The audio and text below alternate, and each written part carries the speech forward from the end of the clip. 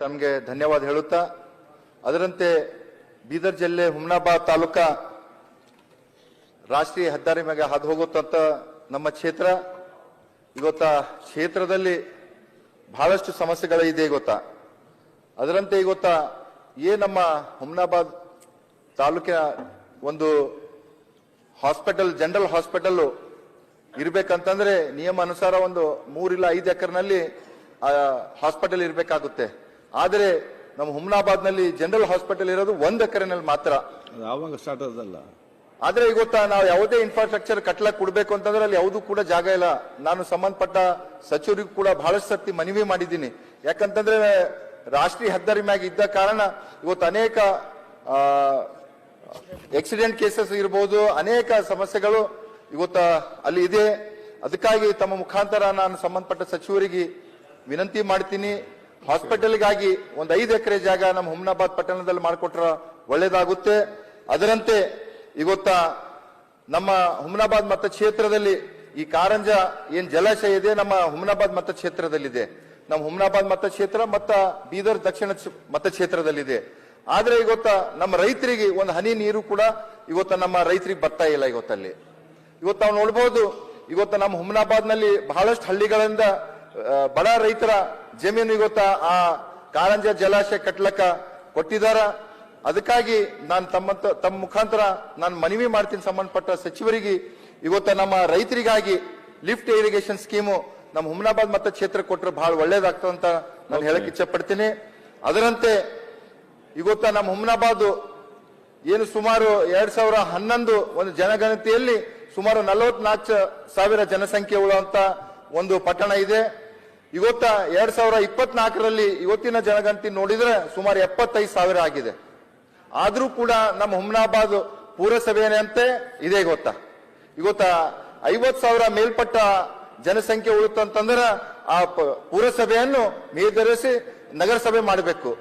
ಅದಕ್ಕಾಗಿ ತಮ್ಮ ಮುಖಾಂತರ ನಾನು ಸಂಬಂಧಪಟ್ಟ ಸಚಿವರಿಗೆ ಮನವಿ ಮಾಡ್ತೀನಿ, ಈ ಪುರಸಭೆಯಿಂದ ನಗರಸಭೆಗೆ ಮೇಲ್ದರ್ಜಿಸಬೇಕಂತ ವಿನಂತಿ ಮಾಡ್ತೀನಿ. ಅದರಂತೆ ನಮ್ಮ ಮತಕ್ಷೇತ್ರದ ಬಸವ ಕಲ್ಯಾಣ ತಾಲೂಕಿನ ರಾಜೇಶ್ವರ ಗ್ರಾಮ ಬಹಳ ದೊಡ್ಡದಂತ ಒಂದು ಗ್ರಾಮ ಪಂಚಾಯತಿ ಇದೆ ಗೊತ್ತಾ. ಅದನ್ನು ಕೂಡ ಇವತ್ತ ಸುಮಾರು ಒಂದು 20,000 ಮೇಲ್ಪಟ್ಟಿ ಜನಸಂಖ್ಯೆ ಉಳ್ಳಂತ ಒಂದು ಗ್ರಾಮ ಪಂಚಾಯತಿ ಇದೆ. ಅದನ್ನು ಕೂಡ ಇವತ್ತು ಗ್ರಾಮ ಪಂಚಾಯತಿ ನಮ್ಮ ಪಟ್ಟಣ ಪಂಚಾಯತಿಗೆ ಮೇಲ್ದರ್ಜಿಸಬೇಕು. ಹಾಗೂ ಏನು ಇವತ್ತ ಅದರಂತೆ ನನ್ನ ಹುಮ್ನಾಬಾದ್ ಮತಕ್ಷೇತ್ರದ ಚುಡುಗುಪ್ಪ ತಾಲೂಕ ಆಗಿ ಬಹಳಷ್ಟು ವರ್ಷಗಳಾಗಿದೆ ಗೊತ್ತಾ. ಅಲ್ಲಿ ಯಾವುದೇ ಕೂಡ ಆಫೀಸಿಗೆ ಜಾಗಗಳು ಇಲ್ಲ. ಇವತ್ತ ವಿಶೇಷವಾಗಿ ನಮಗ ಮಿನಿ ವಿಧಾನಸಭೆ ಬೇಕು ಗೊತ್ತಾ. ಅದರಂತೆ ಕೋರ್ಟು ಕೂಡ ಇಲ್ಲ, ಅಲ್ಲಿ ರಿಜಿಸ್ಟರ್ ಆಫೀಸು ಕೂಡ ಇಲ್ಲ. ಹೇಳಕ್ಕೆ ಮಾತ್ರ ತಾಲೂಕಾ ಪ್ಲೇಸು, ಆದ್ರೆ ಯಾವುದೂ ಕೂಡ ಸೌಲಭ್ಯಗಳು ಇಲ್ಲ. ಈಗ ಚುಡುಗುಪ್ಪ ತಾಲೂಕಿನ ಜನರು ನಮ್ಮ ಹುಮ್ನಾಬಾದ್ಗೆ ಹೋಗ್ಬೇಕು, ಇಲ್ಲೊತ್ತಿಗೆ ಬೀದರ್ಗೆ ಹೋಗ್ಬೇಕಾಗ್ತಾ ಇದೆ. ಅದಕ್ಕಾಗಿ ಮುಂಬರ್ತ ದಿನಗಳಲ್ಲಿ ಇವತ್ತು ನಮ್ಮ KKRDB ನಲ್ಲಿ ಈಗಾಗಲೇ ನಮ್ಮ ಅಧ್ಯಕ್ಷರು ಕೂಡ ಹೇಳಿದಾರ, ಮಿನಿ ವಿಧಾನಸಭಾ ಸ್ಯಾಂಕ್ಷನ್ ಮಾಡ್ಕೊಡ್ತಾರಂತ. ಅದರಂತೆ ಒಂದು ಕೋರ್ಟ್ ಆಗ್ಬೇಕು, ರಿಜಿಸ್ಟರ್ ಆಫೀಸ್ ಆಗ್ಬೇಕು, ಏನೇನು ತಾಲೂಕಾ ಕೇಂದ್ರಗಳಲ್ಲಿ ಸೌಲಭ್ಯಗಳು ಸಿಗಬೇಕು ಅವೆಲ್ಲ ಆಗ್ಬೇಕು. ವಿಶೇಷ ಇನ್ನೊಂದು ಅಲ್ಲಿ ಸ್ಟೇಡಿಯಂ ಸರ್, ಇವತ್ತೆಲ್ಲಾ ಕಡೆ ತಾಲೂಕಾ ಕೇಂದ್ರಗಳಲ್ಲಿ ಸ್ಟೇಡಿಯಂಗಳಾಗಿದೆ. ಇವತ್ತು ಮಕ್ಕಳು ವಿದ್ಯಾರ್ಥಿಗಳು ಆಟ ಆಡ್ಬೇಕಂತಂದ್ರೆ ಅಲ್ಲಿ ಯಾವುದೂ ಕೂಡ ಜಾಗ ಇಲ್ಲ. ಅದಕ್ಕಾಗಿ ತಮ್ಮ ಮುಖಾಂತರ ನಾನು ಮನವಿ ಮಾಡ್ತೀನಿ, ನಮ್ಮ ಚುಡುಗುಪ್ಪ ತಾಲೂಕಿನಲ್ಲಿ ಕೂಡ ಒಂದು ಸುಸಜ್ಜಿತವಾದಂತ ಸ್ಟೇಡಿಯಂ ಕೂಡ ಆಗ್ಬೇಕು. ಇನ್ನೊಂದು ಮಹತ್ವದ ಅಧ್ಯಕ್ಷರೇ, ಇವತ್ತ ಹುಮ್ನಾಬಾದ್ ಮತಕ್ಷೇತ್ರ ಇರೋದು ನ್ಯಾಷನಲ್ ಹೈವೇ ಮ್ಯಾಗೆ. ಇವತ್ತ ಪಕ್ಕದಲ್ಲಿ ನಮ್ಮ ಬಸವ ಕಲ್ಯಾಣ ತಾಲೂಕಾ ಶಾಸಕರಿದ್ದಾರ, ಮತ್ತೆ ನಮ್ಮ ಬೀದರ್ದು ಕೂಡ ಸೌತ್ ಶಾಸಕರಿದ್ದಾರ. ಇವತ್ತು ಹೈದರಾಬಾದ್ಲಿಂದ ಮುಂಬೈಗೆ ಹೋಗ್ಬೇಕಂತಂದ್ರ ಮೊದಲ ಬೀದರ್ ದಕ್ಷಿಣ, ಹುಮ್ನಾಬಾದ್, ಬಸವ ಕಲ್ಯಾಣ ಹಾದು ಮುಂದೆ ಮಹಾರಾಷ್ಟ್ರಕ್ಕೆ ಹೋಗ್ತದ. ಇವತ್ತು ಅನೈತಿಕ ಚಟುವಟಿಕೆಗಳು ಇವತ್ತ ಹುಮ್ನಾಬಾದ್ ಇರ್ಬೋದು, ಈ ಕಡೆ ನ್ಯಾಷನಲ್ ಹೈವೇ ಮ್ಯಾಗ ನಡೀತಾ ಇದೆ. ಇವತ್ತ ತಾವು ನೋಡ್ಬೋದು, ಏನು ಇವತ್ತ ಈ ಪೀಡಿತರ ಅಕ್ಕಿಗಳು ಕೊಡ್ತಾ ಇದಾರ ಮಾನ್ಯ ಸಭಾಧ್ಯಕ್ಷರೇ. ಆ ಪೀಡಿತರ ಅಕ್ಕಿ ಇವತ್ತು ಕಳ್ಳ ಸಾಗಾಣಿಕೆ ಮಾಡಿ ಬಡ ಜನರ ಹತ್ರ 15 ರೂಪಾಯಿ 12 ರೂಪಾಯಿ ಕೊಟ್ಟಿ ಒಯ್ದಿ ಮಹಾರಾಷ್ಟ್ರಕ್ಕೆ 30 ರೂಪಾಯಿ ಕೆಜಿ ಈ ತರ ಮಾಡ್ಕೊಂಡು ಹೋಗ್ತಾ ಇದಾರೆ. ಅದ್ರ ಮ್ಯಾಗೂ ಕೂಡ ಗಮನ ಹರಿಸಬೇಕು. ಅದಕ್ಕಾಗಿ ಅದರಂತೆ ಇವತ್ತ ಏನ್ ನಮ್ಮ ಬೀದರ್ ಜಿಲ್ಲೆಯಲ್ಲಿ ಈ ಕಡೆ ಒಂದು 25 ಕಿಲೋಮೀಟರ್ ಹೋದ್ರೆ ತೆಲಂಗಾಣ ಇದೆ, ಒಂದು 25 ಕಿಲೋಮೀಟರ್ ಹೋದ್ರೆ ಮಹಾರಾಷ್ಟ್ರ ಇದೆ.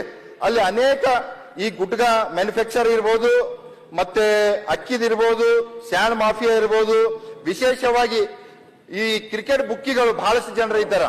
ಇವತ್ತು ಮಹಾರಾಷ್ಟ್ರದಿಂದ ಬಂದು ನಮ್ಮ ಕರ್ನಾಟಕದಲ್ಲಿ ನಮ್ಮ ಗಡಿ ಭಾಗದಲ್ಲಿ ಕುಂತಿ ಆ ಬುಕ್ಕಿ ಆಡ್ಸಂತ ಕಾರ್ಯ ನಡೆಸ್ತಾ ಇದ್ದಾರೆ. ಅದಕ್ಕೂ ಅನುಗುಣವಾಗಿ ಇವತ್ತು ನಾವು ಅನೇಕ ಯೂತ್ಸ್ ಅದಕ್ಕೆ ಬಲಿಪಶು ಆಗ್ತಾ ಇದಾರ. ಇವತ್ತು ಒಂದೇ ಒಂದು ಸ್ಮಾಲ್ ಎಕ್ಸಾಂಪಲ್ ಹೇಳ್ತೀನಿ. ಇನ್ನೊಂದು ಆನ್ಲೈನ್ ಗೇಮಿಂಗ್ ಮಾನ್ಯ ಅಧ್ಯಕ್ಷರೇ, ನಮ್ಮ ಹುಮ್ನಾಬಾದ್ ಮತ ಕ್ಷೇತ್ರದ ಒಬ್ಬರು ಒಳ್ಳೆ ಪರಿವಾರದವ್ರು, ನಾನು ಹೆಸರು ಹೇಳಕ್ ಇಚ್ಛೆ ಪಡಲ್ಲ, ಯಾಕಂತಂದ್ರೆ ಒಳ್ಳೆ ಪರಿವಾರದವರು ಮದುವೆ ಮಾಡ್ಕೊಂಡು ಹೋಗಿ ಬೆಂಗಳೂರಿಗೆ ಸೆಟ್ಲ್ ಆಗಿದ್ರು. ಬೆಂಗಳೂರು ಸೆಟ್ಲ್ ಆದಾಗ ಆ ಗಂಡ ಸಾಫ್ಟ್ವೇರ್ ಇಂಜಿನಿಯರ್ ಇದ್ದನು, ಹೆಂಡತಿ ಮನೆಯಲ್ಲಿ ಹೌಸ್ ವೈಫ್ ಆಗಿ ಒಳ್ಳೆ ಒಂದು ಫ್ಯಾಮಿಲಿ, ಒಂದು ಗೌಡ್ರ ಫ್ಯಾಮಿಲಿಯಿಂದ ಅವ್ರ ಪರಿವಾರ ಬಂದಿದ್ದು. ಇವತ್ತೇನು ಆ ಮನೆಯಲ್ಲಿ ಕುಂತಿ ಆ ಹೆಣ್ಮಗಳು, ಆ ತಾಯಿ ಮನೆಯಲ್ಲೇ ಆನ್ಲೈನ್ ಗೇಮಿಂಗ್ ಆಡಿ ಲಕ್ಷಗಟ್ಟಲೆ ಸೋತಿ ಇವತ್ತ ಆತ್ಮಹತ್ಯೆ ಮಾಡ್ಕೊಂಡೆ ಅಧ್ಯಕ್ಷರೇ. ಇವತ್ತು ಬಹಳ ಇಂಥ ನೋವಿನ ಸಂಗತಿ ಇದೆ. ಇವತ್ತು ಅನೇಕ ಯುವಕರು ಇದಕ್ಕ ಬಲಿ ಆಗ್ತಾ ಇದಾರ. ಅದಕ್ಕಾಗಿ ಇವತ್ತೇನು ನಮ್ಮ ಜಿಲ್ಲಾ ಆಡಳಿತ ಇದೆ, ಜಿಲ್ಲಾ ಆಡಳಿತಕ್ಕೆ ತಾವು ಸೂಚನೆ ಕೊಡಬೇಕು. ಅದರಂತೆ ಇವತ್ತ ಹುಮ್ನಾಬಾದ್ ಪಟ್ಟಣದ ಇರ್ಬೋದು, ಬಸವ ಕಲ್ಯಾಣ ಇರ್ಬೋದು, ತೆಲಂಗಾಣದಿಂದ ಇವತ್ತ ಬಹಳಷ್ಟು ಗ್ರಾನೈಟ್ ಸ್ಟೋನು ಮಹಾರಾಷ್ಟ್ರ ಮತ್ತು ಅನ್ಯ ರಾಜ್ಯಗಳಿಗೆ ಹೋಗ್ತಾವ ಮಾನ್ಯ ಅಧ್ಯಕ್ಷರೇ. ಆದ್ರೆ ಅಲ್ಲಿ ಯಾವುದೂ ಕೂಡ ಬಿಲ್ ಇರಲ್ಲ. ಜೀರೋನಲ್ಲಿ ಈ ಗ್ರಾನೈಟ್ ಕಲ್ಲು ಅನ್ಯ ಬೇರೆ ರಾಜ್ಯಗಳಿಗೆ ಹೋಗ್ತಾವ. ಇವತ್ತು ನಮಗೆ ತೆರಿಗೆ ಏನು ಕರ್ನಾಟಕ ಬರಬೇಕು ಯಾವುದೂ ಕೂಡ ಕಟ್ತಾ ಇಲ್ಲ. ಅದರಲ್ಲಿ ಸ್ವಲ್ಪ ಜನರು ಮಿಂಗಲ್ ಆಗಿ ಒಂದು ಲಾರಿಗೆ ಇಷ್ಟಿಷ್ಟು ಅಮೌಂಟ್ ತಗೊಂಡು ಪಾಸ್ ಮಾಡ್ಕೊಡ್ತಾ ಇದ್ದಾರೆ. ಅದ್ರೂ ಕೂಡ ಅಧಿಕಾರಿಗಳು ಕೂಡ ಭಾಗಿಯಾಗಿದ್ದಾರೆ ಮಾನ್ಯ ಅಧ್ಯಕ್ಷರೇ. ಅದಕ್ಕಾಗಿ ಇನ್ನೊಂದು ನಾನು ಹೇಳಕ್ ಇಚ್ಛೆ ಪಡ್ತೀನಿ. ಇವತ್ತು ನನ್ನ ಮತಕ್ಷೇತ್ರದಲ್ಲಿ BSSK ಅಂತ ಶುಗರ್ ಫ್ಯಾಕ್ಟರಿ ಇದೆ, ಬಹಳ ಪುರಾತನವಾದಂತ ಒಂದು ಫ್ಯಾಕ್ಟರಿ ಇದೆ. ಅದರ ಬಗ್ಗೆ ಇವತ್ತು ಕೂಡ ಮೀಟಿಂಗ್ ಆಗಿದೆ.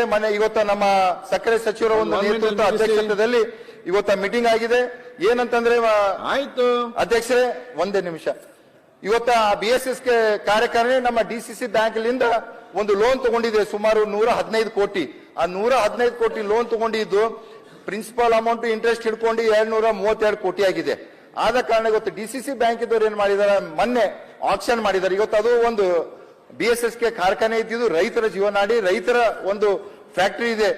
ಇವತ್ತು ನಾನು ತಮ್ಮ ಮುಖಾಂತರ ಮಾನ್ಯ ಸಚಿವರಿಗೆ ವಿನಂತಿ ಮಾಡ್ತೀನಿ. ಈಗಾಗಲೇ ಈ ಮೀಟಿಂಗ್ ನಲ್ಲಿ ಕೂಡ ಸಚಿವರು ಏನ್ ಇವತ್ತು ಆಕ್ಷನ್ ಆಗಿದೆ ಅದಕ್ಕೆ ಹೋಲ್ಡ್ ಮಾಡಂತ ಹೇಳಿದಾರ. ಅದಕ್ಕಾಗಿ ನಾನು ಹುಮ್ನಾಬಾದ್ ಕ್ಷೇತ್ರದ ಶಾಸಕನಾಗಿ ಅವ್ರಿಗೆ ಧನ್ಯವಾದ ಹೇಳ್ತೀನಿ.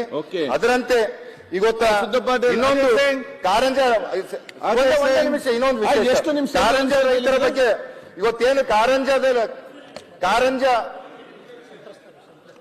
ಸಂತ್ರಸ್ತರು ಇವತ್ತೇನು ಮೊನ್ನೆ ತಾವು ಕೂಡ ನೋಡಬಹುದು. ಕಾರಂಜ ಸಂತ್ರಸ್ತರು ಇವತ್ತು ಅವ್ರಿಗೆ ಪರಿಹಾರ ಸಿಕ್ಕಿಲ್ಲ ಅಂತ ಮೊನ್ನೆ ಆತ್ಮಹತ್ಯೆಗೆ ಶರಣಾಗಿದ್ರು.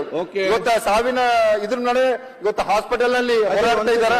ಅದಕ್ಕಾಗಿ ಇವತ್ತು ಸರ್ಕಾರದ ಅದರಲ್ಲೂ ಕೂಡ ಗಮನ ಹರಿಸಿ ಅವ್ರಿಗೆ ಪರಿಹಾರ ಮಾಡಿಕೊಡ್ಬೇಕಂತ ಕೇಳ್ಕೊತೀನಿ. ಧನ್ಯವಾದಗಳು. ಒಂದ್ ಸೆಕೆಂಡ್ 2 ಮಿನಿಟ್ ಆದಷ್ಟು ಬೇಗ ಮುಗಿಸಿ. ಒಂದೇ ನಿಮಿಷ. ಗ್ರಾಹಕರ ಸ್ಯಾಟಿಸ್ಫ್ಯಾಕ್ಷನ್ ನಲ್ಲಿ ನಂಬರ್ 1 ತೃಪ್ತಿ ದರದಾಯಕ ಶೋರೂಮ್ ನಿಮ್ಮ SP TVS ಶೋರೂಮ್ ನಿಮಗಾಗಿ ತಂದಿದೆ ಹೊಸ ಮಾಡೆಲ್ಗಳ ಹೊಸ ಬೈಕ್ಗಳು. ರೈತರಿಗಾಗಿ ಅನುಕೂಲವಾಗಿರುವ ಸೂಪರ್ ಎಕ್ಸೆಲ್ ಕೂಡ ಲಭ್ಯ.